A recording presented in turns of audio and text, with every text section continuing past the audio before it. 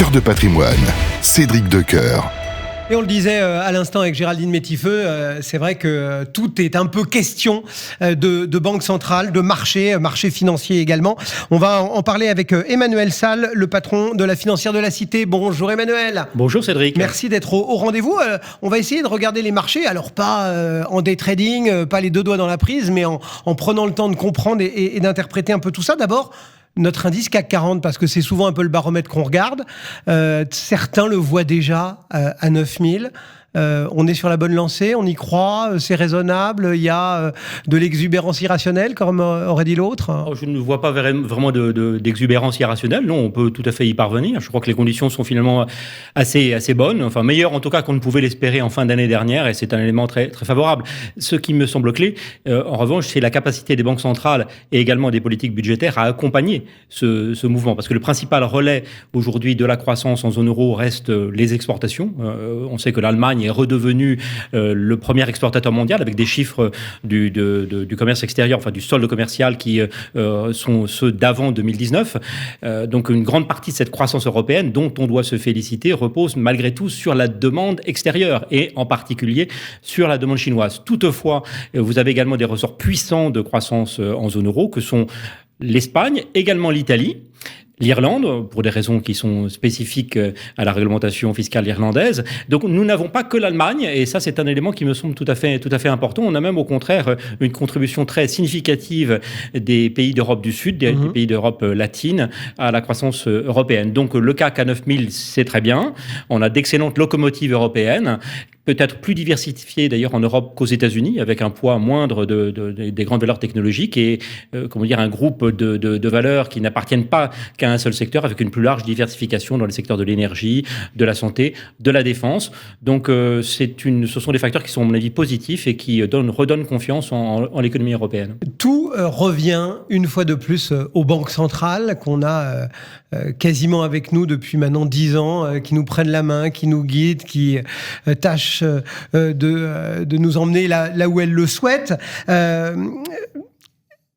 Beaucoup de hausses de taux. Et puis cette pause, peut-être, et puis peut-être déjà aussi en ligne de mire, peut-être une inversion de cette tendance, de cette hausse pour parler de baisse des taux. Mois de juin, peut-être avant. Enfin, c'est-à-dire que l'ambiance est vraiment clairement, Emmanuel, en train de changer dans la tête de nos banquiers centraux. Oui, alors je crois que l'ambiance est en train de changer. C'est quelque chose d'ailleurs d'assez positif. Et il me semble que la France, dans la personne du gouverneur, de François Villard-Gallo, a joué un rôle important dans la prise de conscience d'un niveau de taux d'intérêt réel qui est certainement élevé compte tenu des performances de l'économie. C'est-à-dire qu'est-il nécessaire d'aller trop loin afin de pénaliser l'économie, tout cela au risque de pénaliser l'économie, tout cela pour battre l'inflation, pour éviter une inflation qui est en train de... On rappelle que les taux, ils sont là pour essayer de réguler un peu la température de l'économie. C'est vrai. Alors cela dit, le problème aujourd'hui, c'est qu'on a remonté les taux d'intérêt moins pour réguler la température de l'économie que pour réguler l'inflation.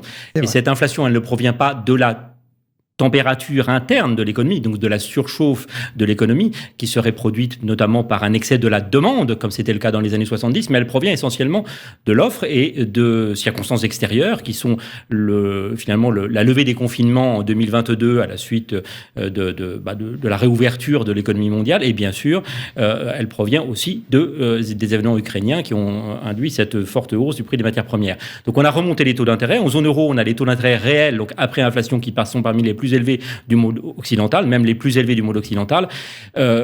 Aujourd'hui, à la BCE, la conscience, je pense, a commencé à se répandre qu'une pause était certainement nécessaire et que peut-être une baisse était possible. Alors, une baisse au mois de juin, certainement, enfin on n'en est encore pas totalement sûr, certains évoquent même une baisse plus tôt. Nous le verrons, je crois que cette semaine sera absolument clé parce que vous le savez, on a une réunion du bureau de la Réserve fédérale au milieu de semaine, qui sera suivie d'ailleurs d'une réunion de la BCE. Lors de cette réunion, la Réserve fédérale va annoncer le chiffre d'inflation aux États-Unis et je crois beaucoup de choses vont dépendre au cours de ce premier semestre de ce chiffre d'inflation. Est-ce qu'il va nous décevoir ? Est-ce qu'il sera dans la foulée finalement des chiffres chiffre d'inflation des premiers mois de l'année 2024 qui était relativement élevé, ou au contraire, est-ce qu'il va témoigner d'un reflux de l'inflation, auquel cas le mouvement des baisses de taux sera ouvert. Emmanuel, vous me devancez sur l'autre rive de l'Atlantique, sur l'aspect américain. Quand on écoute la Réserve fédérale, puisque vous en parlez, on a l'impression en fait que tout va bien au pays de l'oncle Sam, qu'il n'y a pas de problème, pas de questions sur l'emploi, pas de questions sur la stabilité financière, même pas de questions sur les enjeux politiques. Et pourtant, on le voit, on les perçoit, ces interrogations. Ça vous paraît normal ? C'est le cas où la Fed veut pas les voir, ou en tout cas veut pas les dire ?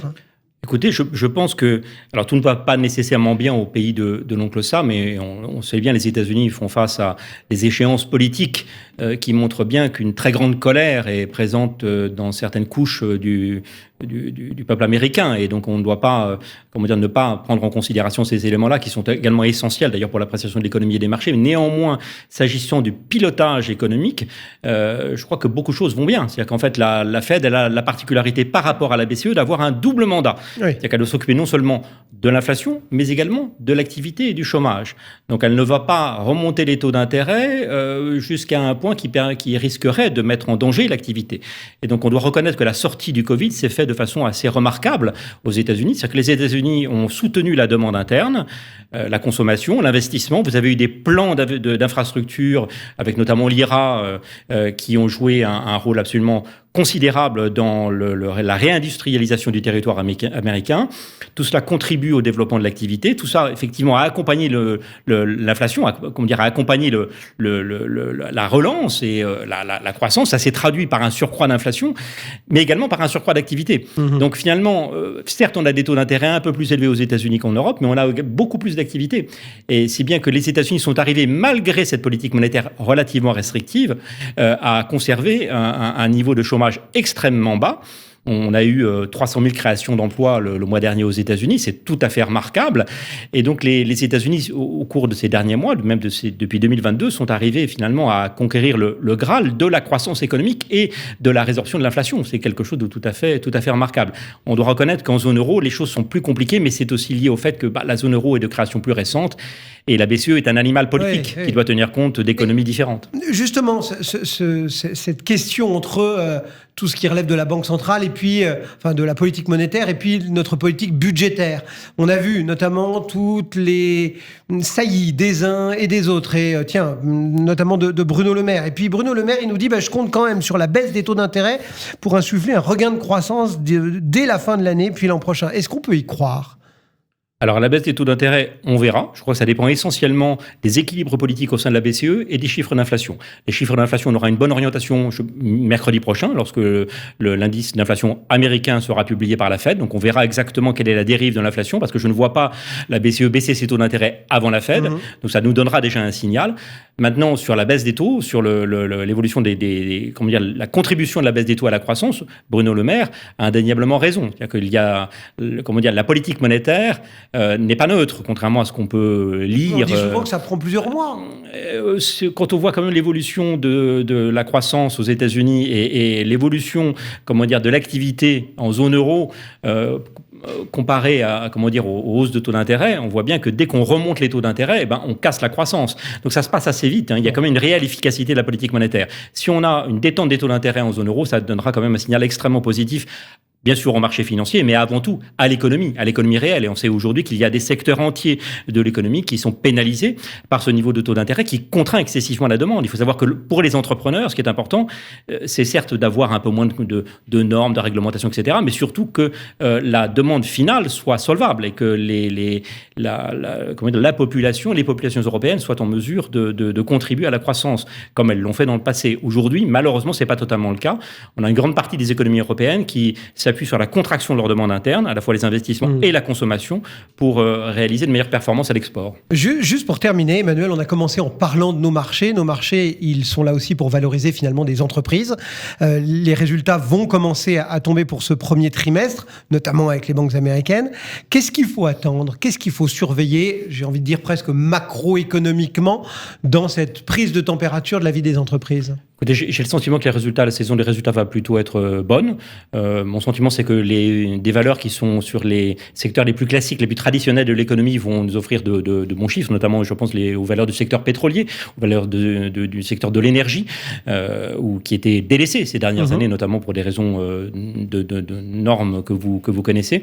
De façon générale, je ne suis pas inquiet, j'avoue, sur les publications de résultats. Je suis en revanche beaucoup plus attentif à l'évolution des banques centrales, car il me semble qu'en matière d'investissement, vous avez 10% d'analyse financière, je simplifie, mais à peu près 90% de prévisions liées à la trajectoire macroéconomique et monétaire des États. Et c'est aussi pour ça qu'on en parle dans Cœur de Patrimoine. Merci beaucoup Emmanuel Salle, donc la financière de la Cité, d'être venu m'accompagner pour cette première de Cœur de Patrimoine. À très bientôt sur l'antenne de Radio Patrimoine. Merci beaucoup. Cœur de Patrimoine, une émission à réécouter et télécharger sur le site et l'appli Radio Patrimoine et sur toutes les plateformes de streaming.